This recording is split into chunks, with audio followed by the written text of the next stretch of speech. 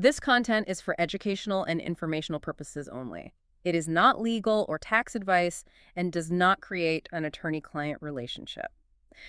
So, welcome back to part 2 of our deep dive into the 2026 NFL Draft. And for you listening, today we are exploring a really jarring disconnect. Yeah, jarring is definitely the right word. Right. I mean, imagine dominating college football, putting up incredible stats, and then watching your NFL dream get crushed by a guy who has literally never played a single down of football. Never played, right. And for 48 HBCU prospects in 2026, that wasn't just a nightmare, it was draft day. Yeah, and it's a staggering reality, especially when you contrast it with the historical baseline. Yeah. If you look at the Pro Football Hall of Fame in Canton, they have over 30 HBCU alumni enshrined. Wow, over 30. Yeah, that's nearly 10% of every single player in the hall. And we're talking absolute titans here, right? Like Walter Payton out of Jackson State, Jerry Rice from Mississippi Valley State, Deacon Jones. Exactly. And the sheer volume of that pipeline is just, well, it's what's important here. Right. By 2021, Grambling State alone had produced 121 NFL draft selections. 121, just from Grambling. Right. And Tennessee State had 117.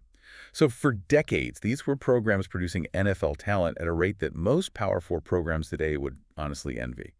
So if this pipeline reliably produced like the most powerful engines in the league for decades, why did the assembly line suddenly grind to a halt? What physically changed in 2026? Well, to understand that halted assembly line, we really have to look at how the NFL changed its evaluation process. In 2026, they replaced the standalone HBCU combined with this new format called the NFL HBCU Showcase. Okay. But crucially, they lumped the HBCU prospects together with International Player Pathway athletes, the IPP guys.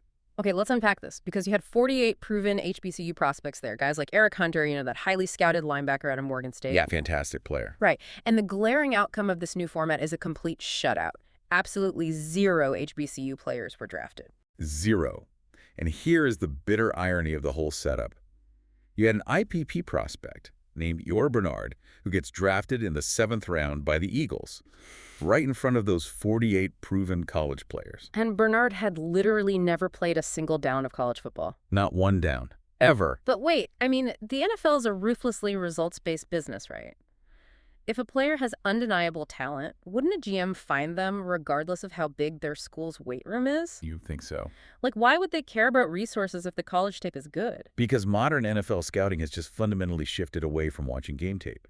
I mean, it now relies heavily on expensive GPS tracking data, in-depth biometrics, and, high-tech facility analytics. Which HBCUs often lack the funding for. Exactly. They don't always have those million-dollar developmental labs. Yeah. Meanwhile, IPP players are rigorously tested in highly controlled, tech-heavy environments. Oh, wow. Yeah. So front offices now feel safer, quote-unquote, betting on the raw, measurable data of an IPP athlete over the unquantified game tape of an HBCU player. It's basically like Wall Street replacing human stock pickers with algorithms. I mean, the algorithm doesn't care about a company's historic legacy or its actual product. It only cares if the data points fit its risk model. That's a perfect way to look at it. The NFL is drafting the algorithm's output over the actual product on the field. And it comes down to systemic infrastructure. Which brings us to Emmanuel Wilson, right? Right. So consider the perspective of Emmanuel Wilson, an undrafted HBCU running back who fought his way onto the Packers. He shared this incredibly revealing anecdote where an NFL coach told him the only reason he made a roster was because they felt bad he didn't have the same resources as Division I players. Wait, they felt bad? That is incredibly condescending. Extremely. It implies they view HBCU tape not as proof of dominance, but like a handicap they have to grade on a curve. Precisely. And Wilson argues that, talent is talent, but the lack of funding and exposure at the HBCU level is actively weaponized against these prospects in modern draft rooms. So for you listening, this represents a massive shift. I mean, the legacy of players like Payton and Rice built the modern NFL you watch on Sundays, but today's resource-obsessed evaluation process is creating an uphill battle for the next generation of HBCU talent. It really forces you to question if modern front offices are outsmarting themselves.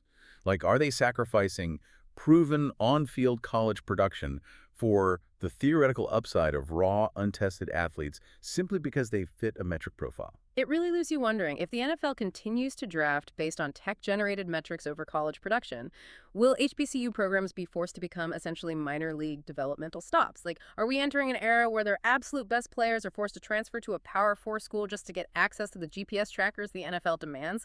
Something for you to mull over as we look ahead to next season.